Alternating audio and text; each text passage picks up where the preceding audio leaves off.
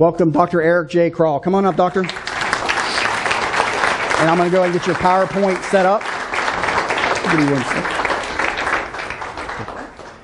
Thank you, Jamie. It's a pleasure to be here to talk to a group of small business owners like you all.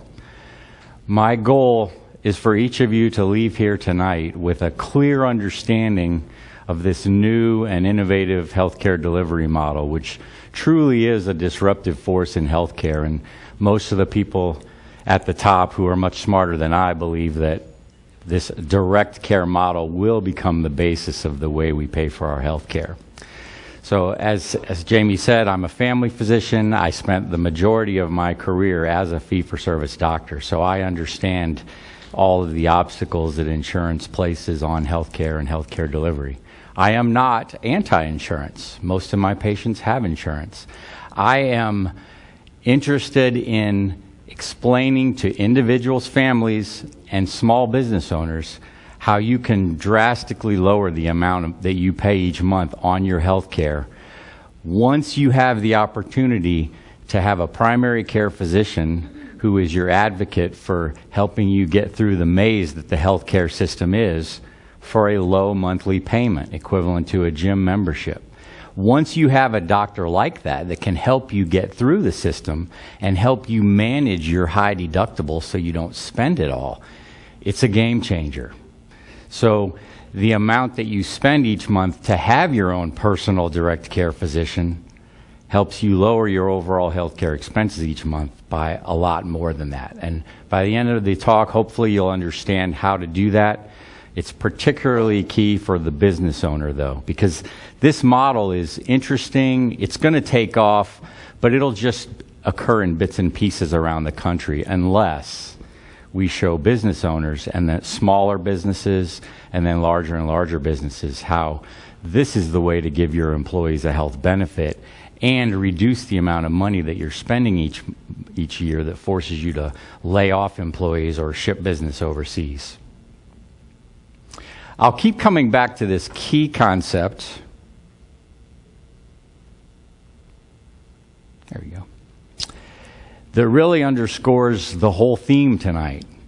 And that is the purpose of insurance is to insure us against low probability, high cost events. None of us likes to pay for insurance because we're buying insurance to protect us for things we hope will never happen. It doesn't make any sense to use insurance to pay for expenses that you know you're going to have during the year. And there is no example better than health insurance to explain how rejecting this basic fundamental concept gets you into big trouble. So I think you're going to understand why the direct care model that I'm here to explain tonight is going to be the solution if you understand three of the main factors which have caused us to get into this debacle that we're in. And some of these you might not necessarily thought of in the way I'll describe them. The first factor which started us down this path, which has gotten out of control, occurred in the 1950s when the IRS changed the tax code to allow businesses to deduct expenses for health insurance. It was a good idea, it really was. The problem is that became such a powerful tool for attracting and retaining the best employees that health care benefits became extremely comprehensive. You know, the bigger companies, the more you covered as a benefit, the better you could get the best employees. And so from the 1950s to the 1990s, there was a fairly steady rise in costs because for those 40 years, we were using health insurance to pay for everyday primary care expenses in addition to catastrophic expenses. The analogy I like to talk about is the car insurance analogy. If we used our car insurance to pay for oil changes and tire rotations, I don't have to tell you what would happen. The claims that would have to be filed just to get reimbursed for your oil change would put so much administrative overhead into it that we wouldn't be able to afford our car insurance. The same thing is happening. So for the first 40 years, that was the main reason why healthcare expenses got out of control. So in the 90s, the HMO movement was started to try and curb this escalation in costs.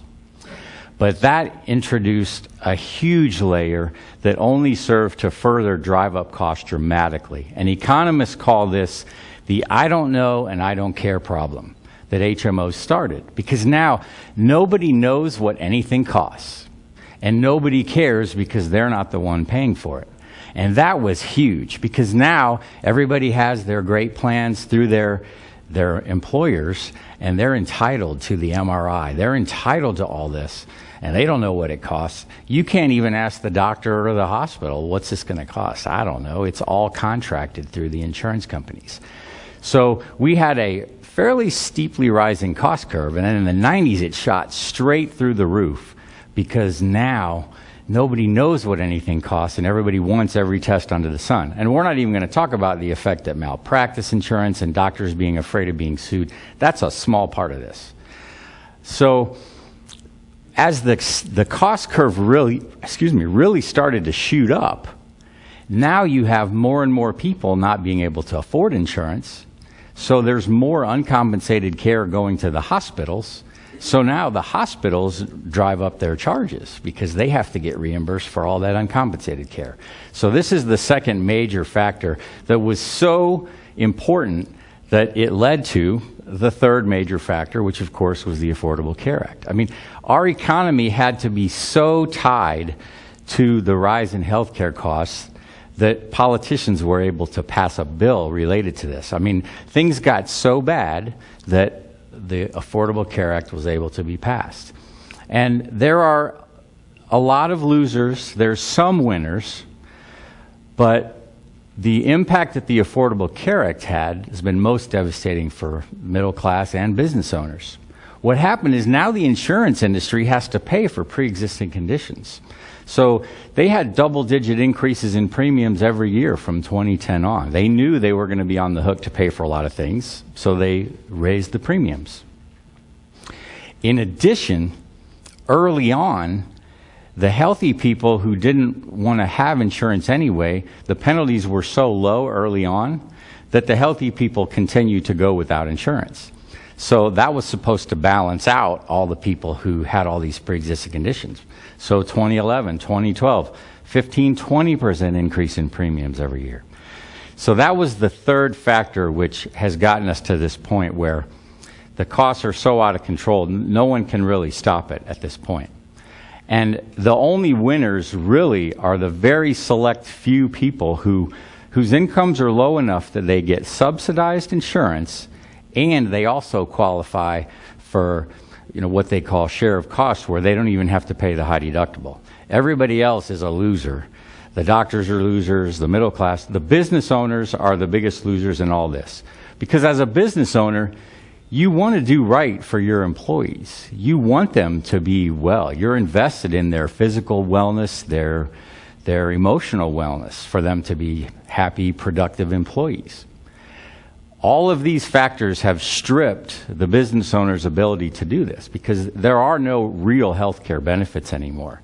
Because giving your employees a high deductible plan, you think it's the right thing to do, it's the only thing you can do, but they have so high out-of-pocket expenses because you may be paying the whole premium for them, but they're on the hook for the first $3,000 or $5,000. So you're giving them a benefit that really is not a benefit. It's not anything that makes them more likely to go seek care or take care of their chronic medical conditions, or when they're acutely ill, once they've realized I don't have that $20 copay anymore, I have to pay the entire bill until I meet my deductible. They just put off the care. So the only thing that came from the Affordable Care Act that would be considered very positive is it has led to disruptive innovation. I mean, if it hadn't gotten that bad, then models like the model I'm here to talk to you about would never have really taken off the ground. So the innovation that is occurring in how we pay for our health care wouldn't have happened without that third strike, that third cost rising measure. So I already talked about how since the Affordable Care Act, benefits aren't even benefits anymore from the employer's standpoint, and the employer doesn't get any return on the investment for what they're spending for a health benefit. because they're paying the bulk of the premium, and their employees are no more likely to be healthy. So businesses lose. So what is the solution? In order to fix this, we have to go back. We have to go way back to before the 50s. We have to use health insurance for the way that it was intended to be used. We need to use it for catastrophic expenses. All of our predictable everyday expenses for when we're sick, all of our chronic illnesses that we know we're going to have to go to the doctor for, that needs to be paid for out of our monthly budget. And then the second thing is, we need for the health care, the care that people get in the system, to go back to the way it always was before, where you had a doctor that knew you, that knew about your family, that when you went in, they knew the things that were on your mind, the things that stressed you. I mean, we all need a personal doctor that knows us. So the alternative to the direction the system is going is team-based care. I'm sure many of you have experienced it. Some of you may know this. The hospitals are forming bigger networks where each doctor will now have 5,000 patients instead of 3,000 patients, but they'll have a team around them. They'll have nurse practitioners and care coordinators. So all these people that are now supposed to be able to get care can get in, but the care will be completely depersonalized. So the way the system is going, the only way that you can get access for people is to form big teams, and the hospitals are sort of at the center of this.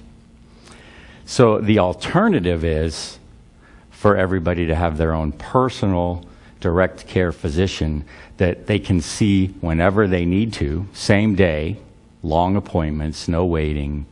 Text the doctor a question if you're wondering, do I need to worry about this? Email. That's the direction that the entire system needs to go.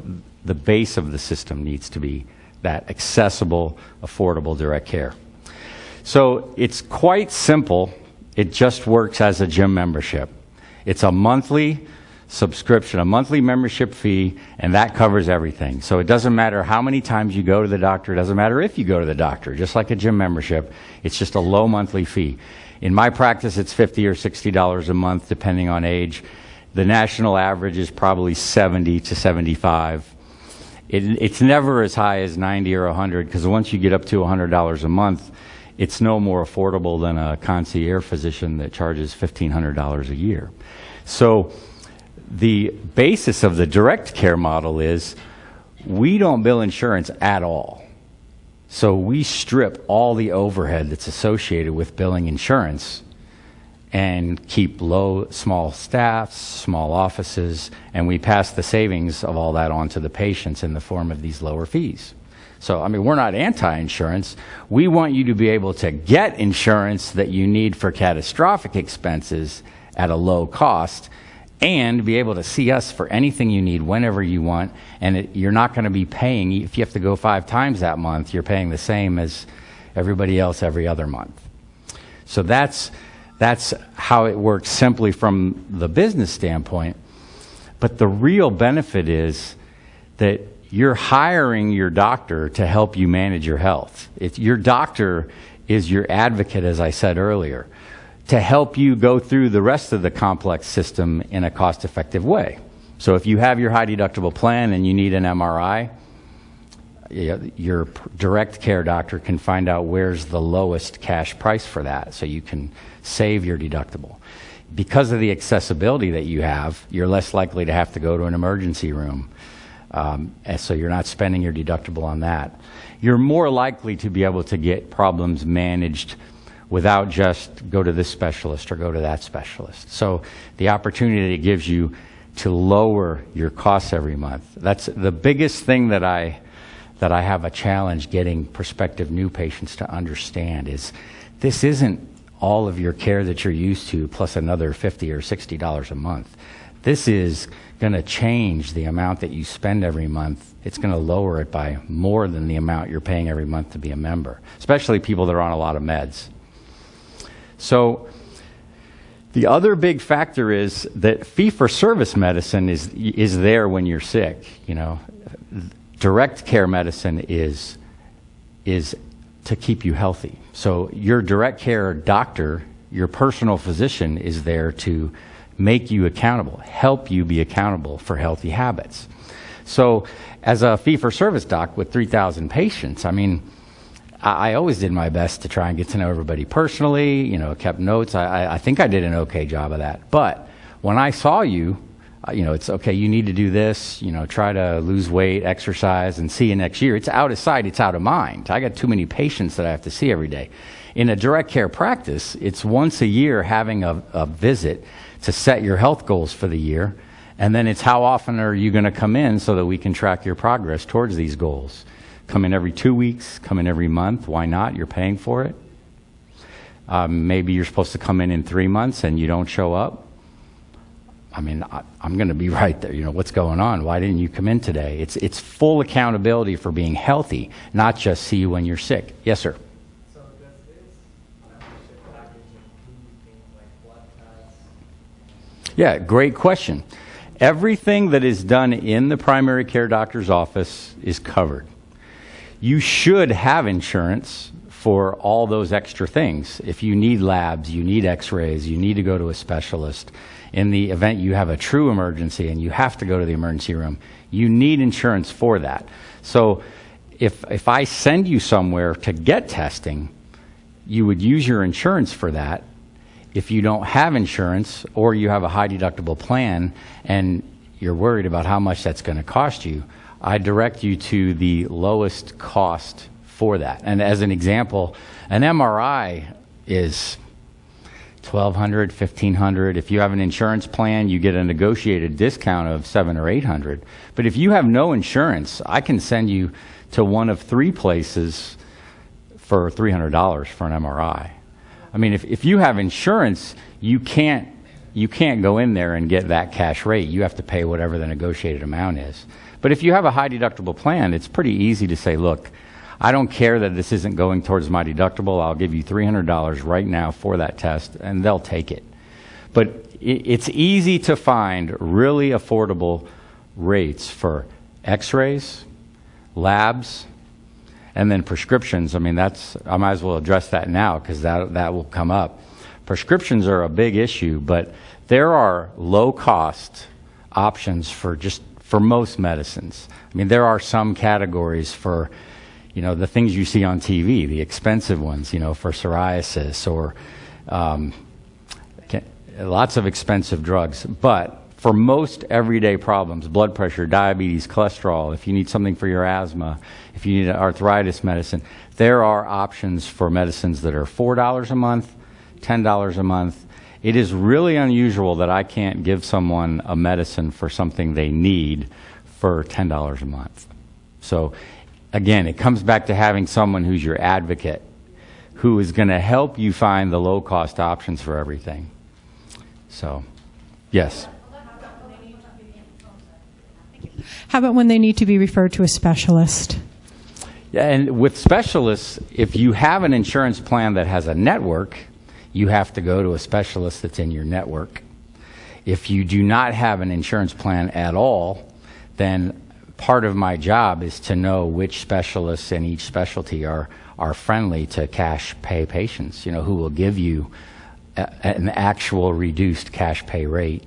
So you're always going to follow what your insurance plan wants you to do if you have an insurance plan, but someone who has no insurance or high deductible plan, it's about sending the patient with a referral letter. This is why I'm sending you. These are the things I've done before, so they don't already, you know, duplicate and order a bunch of other tests.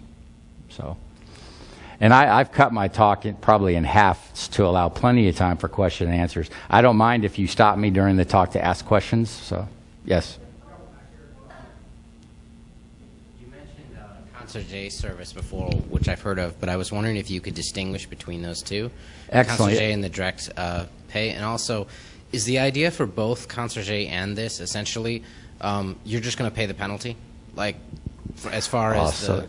No, I definitely not, and I'm glad you asked that question. So did everybody hear the question?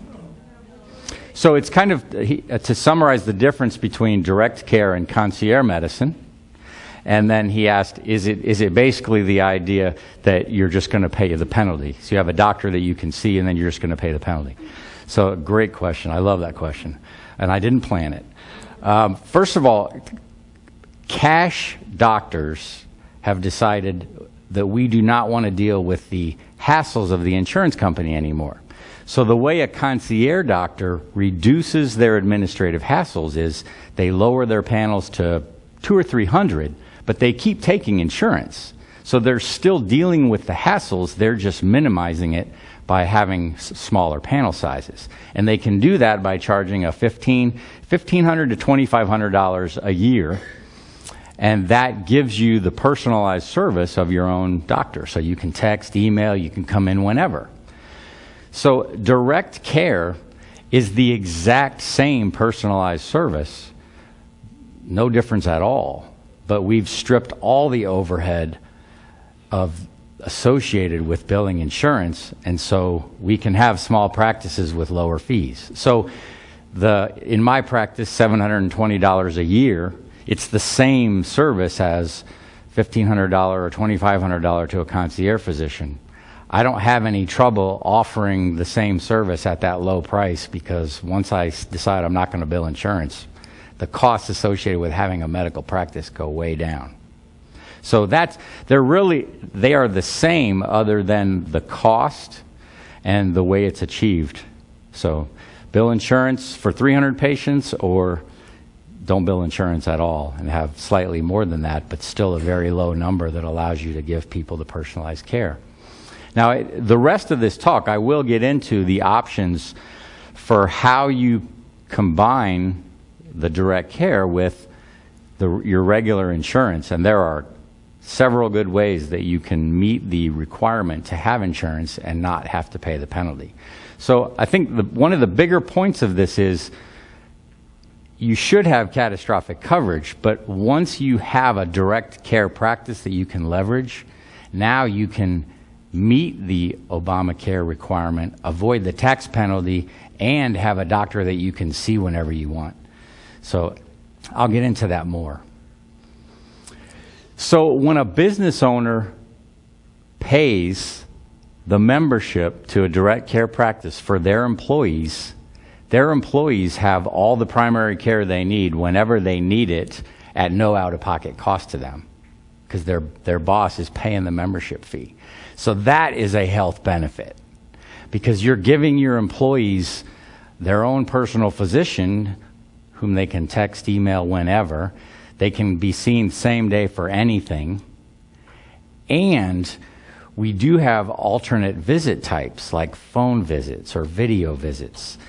There are a lot of things that you can be treated for without having to go into the office. Many of you know that. I mean, urinary tract infections, particularly in women, you could call something in for that, but it's fee for service. You have to come in and give that urine sample. Or rashes. I mean, you can take a picture of a rash and send it and get it diagnosed and treated. Not in a fee-for-service practice. So when you give your employees a direct care doctor, not only do they have access to get better quicker when they're sick and get all their chronic medical issues taken care of, they miss less time from work, not only because they're healthier, but sometimes they don't even have to go to the doctor's office to get care. I mean, go to the break room for 10 minutes, talk on the phone, a little video visit, right back to work. So this is the return on investment that I spoke of earlier. The amount of return that you get for the limited amount of money that you're spending per month per employee is returned several-fold over. So, but the real way that you lower the costs that you're paying each month is, again, leveraging the fact, now if I'm giving my employees their own doctor, now I can change the insurance coverage that I'm giving them for the catastrophic piece. So the total amount that you would spend each month on per employee for complete coverage would typically go down by 30 to 50%. But it's not about the money that you're saving. It's about the fact that your options right now are not beneficial to your employees' health at all, and you're paying a lot for them. Now you have the option of spending 30 to 50% less and giving your employees a benefit which actually makes them healthier, and that you get a return on your investment for. So this is coverage with care. The Affordable Care Act has created a healthcare-wide problem where we have all this coverage, but nobody has access to care, either because they can't find a doctor who's on their plan, their Obamacare compliant plan, or they're not going because they have such high out-of-pocket costs that they just put off care. So this is coverage, a catastrophic coverage of some type, and then access to care. Question? No, I understand what you're saying, but I think the really biggest issue is the insurance companies and the pharmaceutical companies charging huge amounts. What would you like Congress to do to help you and to help, the average person pay less money for their insurance? What would I like Congress to do? Jamie, what was my time allotment? Well, first of all, the tax code rules on how people can spend their HSA accounts, that is the first thing, top on the list would be changing that. Because right now, if you pay your monthly membership, if you have a doctor, you want to see them and pay out of your pocket, technically you can't get reimbursed through your HSA for that. Ludicrous. Many people do. They have bigger fish to fry. They let you get away with it. But technically, you can't use HSA for that. And also, if you pay $700 a year to your direct primary care doctor, you can't apply that towards your deductible yet either. So 2 big things that would help people be better stewards of their deductible. I mean, high deductibles are great. People haven't gotten around to accept them yet, but you want to have a high deductible. You don't want to write the check each month to the insurance company. You want to pay them less and then be responsible for paying the deductible yourself. And when you have a direct care doctor to help you spend that wisely, it goes even farther. But Congress needs to change the laws around the HSAs first and foremost. And I think that's about all I'll say about the Congress piece. Yes, sir. Yeah, let's kick it right down the road. We'll deal with it later. Can you give us an idea of the numbers, financial numbers, as far as like you're paying this, with a regular plan, but if you go this, you'll pay this much for the $50 a month, but you can raise your premiums are going to go down because your deductible is going to go up. And how do those different levers work to come out in the end? I tried to simplify it down into 3 options, and those numbers will come out here. So as a business owner who's interested in doing something like this, you would have technically 3 options. You could, if you're not currently offering benefits, but now you have an affordable way to do it, you could offer your employees a direct care physician and just do that. That would give you a return, and they would be healthier, and they'll still be in a bit of trouble if they have a catastrophic expense. But option 1 would be just direct care, and that's $60 per month per employee. Families are $150 a month. The second option is to combine. Now, so whatever you decide to do to provide catastrophic care to your employees, the direct care is the piece that makes it work. So you have 2 main options. You can get a high deductible plan, which is option 3, but I want to spend a little more time talking about option 2, because the cost sharing, has anybody heard about cost sharing? It's the predominantly Christian organizations. A few nods. Okay. Cost sharing is not insurance, but it meets the Obamacare requirement to have insurance, because the Affordable Care Act wrote into the law that if you have one of these 4 main cost-sharing plans that have been around since the 90s, they do a better job of controlling costs than insurance companies do. And because of religious liberties and all that too, it was written in. You use Liberty Direct. The example, just for the sake of example, you use Liberty Health Share, Liberty Direct as your insurance. The amount that you pay for that as an individual is $199 a month. $149 if you're under 30. And your out-of-pocket deductible, don't call it a deductible because it's not insurance. It's an annual unshared amount, but it's the same idea. Just like insurance, even though it's not insurance. You have a $500 deductible, and you pay $199 a month for a $500 deductible. And whenever you get sick, no matter cancer, heart attack, you're covered up to $1 million per diagnosis. Once you've paid your $500, all your medical bills are paid at 100%. It's not an 80-20 after you've met your deductible. The reason that it's so affordable is because they can pick and choose who they accept. This is not the answer for many people. But for those who are healthy, they don't expect to go to the doctor at all. They just need something, that thing that they've been paying a lot of money for, because they need something. Cost sharing is the solution for healthy people, because you're paying $199 a month instead of most of the insurance plans for an individual would be $300, $400 a month, a little more than that, and actually Les could maybe clarify that too. But you're looking at, for individuals, $300, $400, $500 a month for something that's compliant, that's going to meet your tax liability, versus $199 a month. But the reason I talk about Liberty Direct is because Liberty Direct pays your membership to a direct care doctor for you. So somebody who's considering direct care with me, it wouldn't make sense for them to choose any cost-sharing plan other than Liberty, because then you're paying $199 a month to Liberty, and Liberty pays the membership out of that. So it's not both.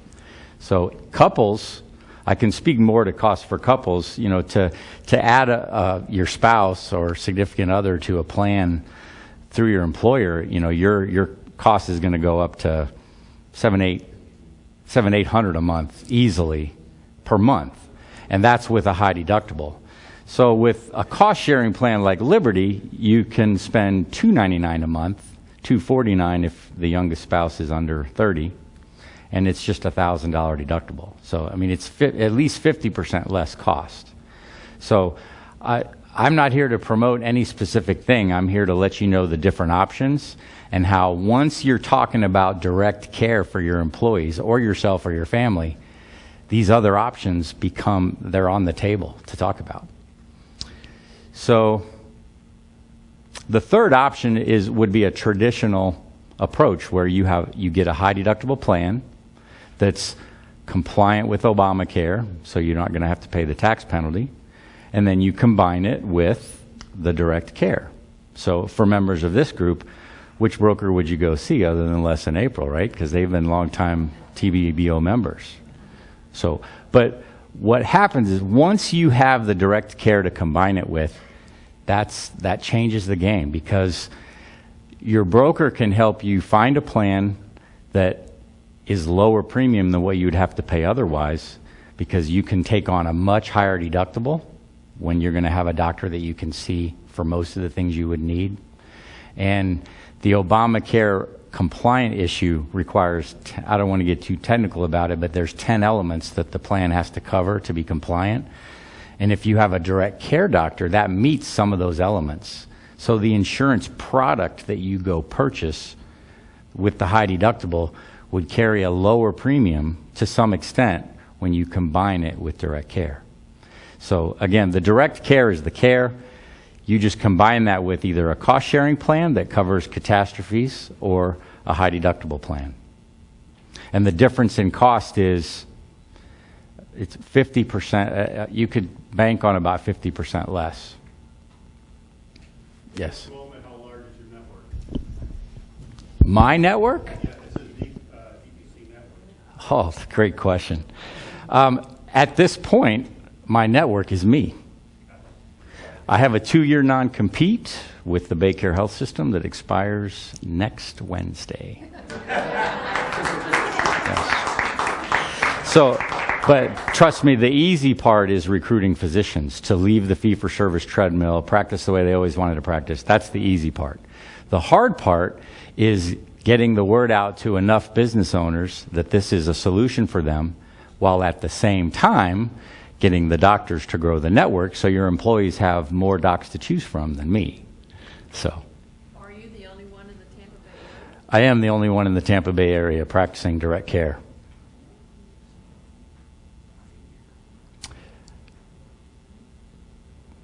think that's really all I wanted to say about that. And nothing really to say about larger companies. You led right into it. The way this evolves is, once there's 10, 20, 50 docs practicing this way, then larger companies can offer this for their employees. And the larger companies are going more to self-insurance anyway. And nothing goes better with direct care than self-insurance, because now your pot of money that's there is protected, because you're paying for $60 a month, you're sending your employees to their own primary care doctor. Less claims going through the self-funding.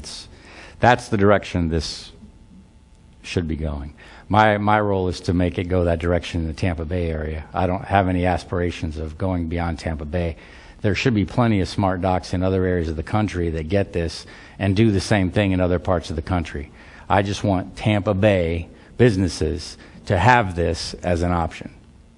So, yes. Is this in any other areas of the country that you know of? Yes, I meant to say I'm not the inventor of this. I'm not the innovator. I'm an early adopter of it. This started in about 2009 in Seattle. There's a doc in North Carolina that kind of claims it, but the birth was basically in Seattle in 2009. There are now 40 states that have direct care physicians. It's just because of the Medicare population in Florida, it hasn't caught on in Florida. As I said, no one else in Tampa Bay. But yes, this is being done at a high level in Washington State. There's a direct care network that is listed on the Washington State exchanges. That's how far advanced this has become in the state of Washington. And in North Carolina, this is highly evolved into an approach for the Medicaid population, so that the Medicaid beneficiaries and managed care Medicaid can select direct care networks for that. So, yeah, 40 of the 50 states have it. A year ago, it was 27 out of the states, and now up to 40.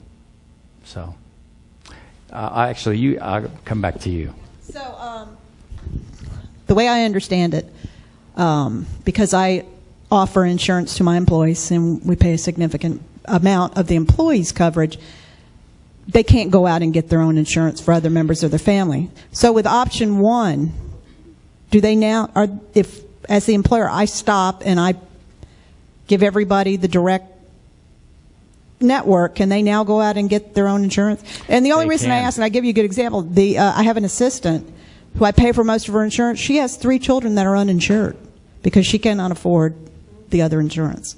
That's part of why this issue, as a business owner, you're trying to do well for your employees and do the right thing. When you offer coverage for your employees, you take away their ability to go out and buy their own plan and get subsidized for it. So if you have employees that their salary is, well, I'm sure highly competitive and great, that's low enough that they qualify for subsidies, if you stop offering them insurance and provide them a direct primary care doctor, they can go out and buy their own insurance and qualify for full subsidies or whatever level their income allows. You started your talk in the right way, though. We're out there. Unless you give it to the employees, they won't go get it themselves. Which is why we try and package this. Like I said, I don't promote cost sharing, and you can work with whatever broker you would like to work to look for the right high deductible plan for you. But, we're there. See, I lost my train of thought. Ask me the question again. I was just saying that the mindset of the workforce is generally, unless the employer yes. to me, I won't go get my own. Right, so we put it together in a way. If you use cost sharing, for example, you basically give your employees a bonus of $219 a month, and then you payroll deduct the $199 after tax, and then you use that to pay for their cost-sharing plan. So you know that that's what it's being used for. And so that's how that gets set up when you do the cost-sharing option. And then the high deductible plans, through a broker, you would do the same way you're probably doing now if you do it that way. So if you don't offer them anything, you're not helping them be compliant with the law. If you offer them the cost sharing, then they're fully compliant. So, sorry, back there.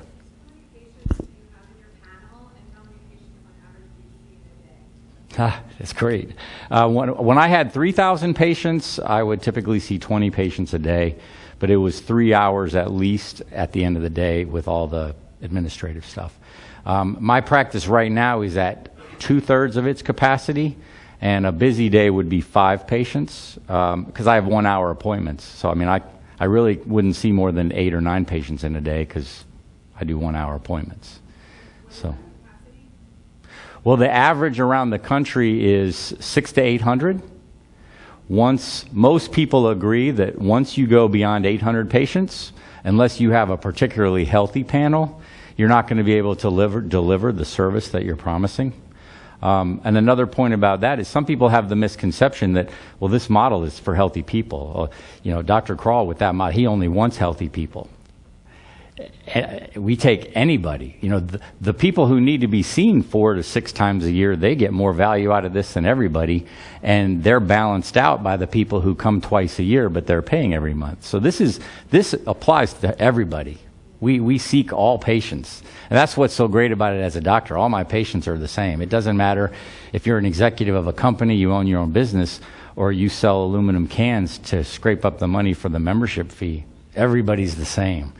I often wonder if it's not kind of like the cell phone commercial where everybody has their bars or their, patients kind of get looked at according to the quality of the insurance they have. Well, we're going to do this for you because you have really good insurance, but that's not really necessary for you.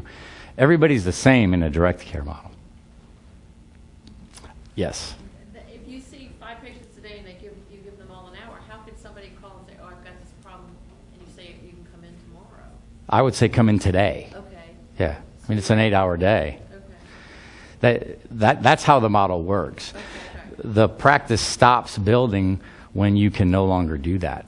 So it would. Some of my patients will tell me that too. I want to tell my friends about you, but I still want to be able to see you. I mean, you don't have to worry about that. No, I'm getting other doctors involved in this, and through the network that I'm growing, as more and more people realize that this is the way to get their health care, they'll see one of the other physicians.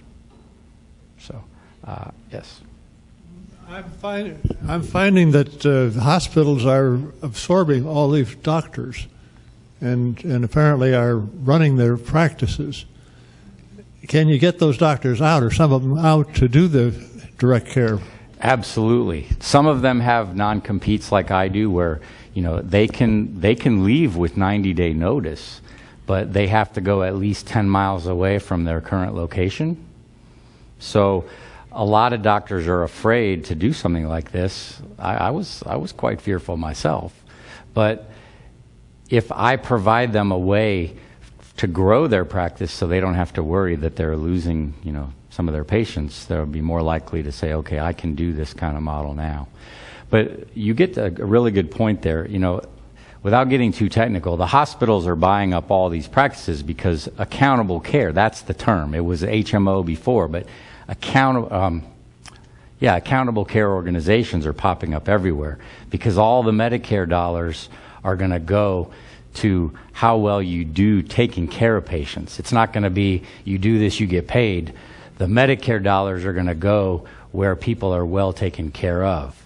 And so the hospitals buy up all these doctors so they can form this big organization and have all the resources to make sure people don't get readmitted to the hospital within 30 days. And it always goes where the Medicare money goes. And the hospitals are trying to maintain their position at the center of the healthcare system.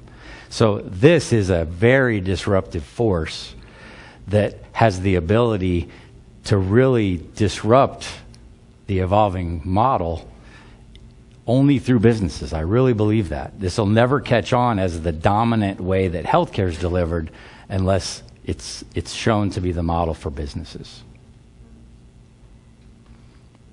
Yes. So the way you've explained that, you have to be a doctor and a business person. True. To set up a business, run a business, explain the business to other doctors. Thank you. How have you developed that skill, or are you still developing it? Can you talk to that? Well, that's definitely an evolving skill. I didn't have any training to do that. it starts with a belief that enough of my core patients over 17 years will want to follow me, that even if they have to pay a low monthly fee out of their pocket, they'll still do that. So I was able to get off the ground from the patients of mine who did follow me. But other than that, it's just believing that the time is so right for this that word of mouth will take care of it, and a little bit of well-timed advertising, of course. But I don't spend a lot of time on that part of it. Because I think if you show people what a difference it makes, by spending an hour with them and, responding to their texts and emails, giving them that kind of service, that catches on fast. So, yes. Yeah. I was wondering, I don't really feel like traditional medicine really, doctors really promote healthy lifestyle and eating and nutrition. I often think that it's the pill, and I'm wondering if your business model might be more of an incentive to get diet and exercise be a big part of it. It is. I'm really glad you answered that question. I mean, I went into medicine to be a cardiologist for personal family reasons, and then I realized, luckily, that primary care was the way to go, that I'd rather prevent the stent in the first place than just roto-rooter the stent out. So, I mean, in my practice, I always spent extra time on lifestyle. I was always 2 hours behind by the end of the day. And it wasn't because I double booked. It was because I was spending 45 minutes in every half-hour slot doing things like that. But one of the big reasons for a physician to do the direct care model is to be able to spend all that time on educating people on the healthy habits, but more importantly, holding them accountable for it. Because, I mean, if I tell you that I want to see you every week, you'd be like, well, yeah, you just want to collect my copay. Well, now you're paying the same every month, no matter how often I see you. If I tell you I want to see you every month, you'll be right there, and we set a plan, and if you're not getting progress from that plan, we make another plan. But you can see people as often as they need to be seen to make sure that they're following the healthy habits and the right dietary factors. So, yes, sir. Thank you. This is more a comment than a question, and some of you know me already as a member. I'm Dr. Campbell, and a few of you know that I'm the editor-in-chief of a couple of peer-reviewed medical journals. So what I want to, and I don't know Dr. Crall, and he didn't give me any money before or anything, but I did want to mention that what Dr. Crall is stating is a solution to the many, many problems we are seeing in this country. Let me tell you, the average office visit today is 7 to 11 minutes. Do you think a doctor can do an examination of a patient, do a differential diagnosis, explain this all to the patient, order the right tests, maybe give a prescription in 7 to 11 minutes? No. Maybe you can make toast in that much time. So the point is, this is a solution. He has enemies. Well, one big enemy, and that's the insurance industry. Why? Because every time you pay for your employees and yourself, it's a ka-ching in the pockets of the insurance companies. So taking that in a perspective, this is going to take patients away from them. And I want 2 points about that. One is the 2 biggest companies in the world are Apple or ExxonMobil, depending on who you read.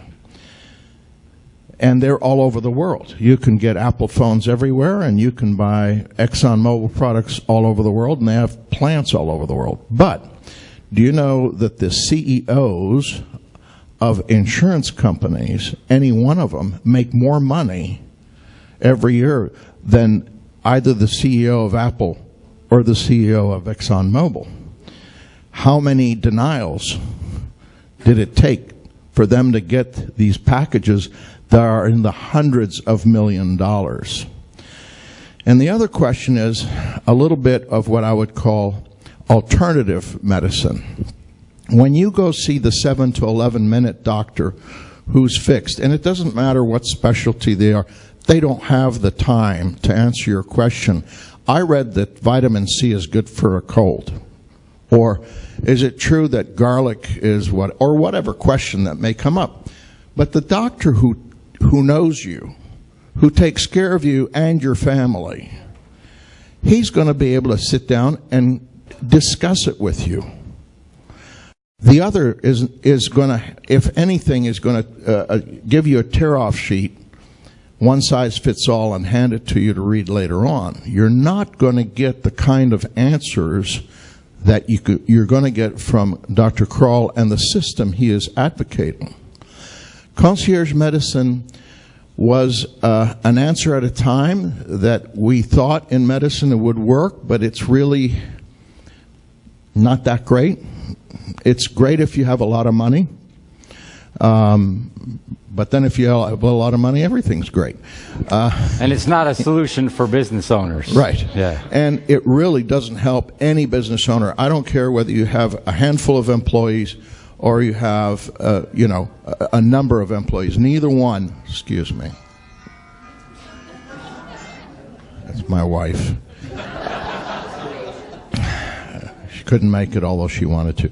So I really am glad that he came here to speak to us tonight, because this is a very positive and very viable solution for individuals, but as well, and just as importantly, if not more importantly, for business owners to lower their costs.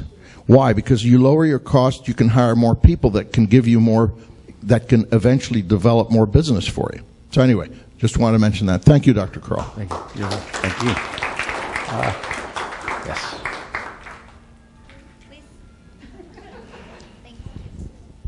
So you've mentioned that, I guess, next Wednesday is the end of your non-compete, and you suggested that you're about 2/3 your capacity, but currently your network is 1.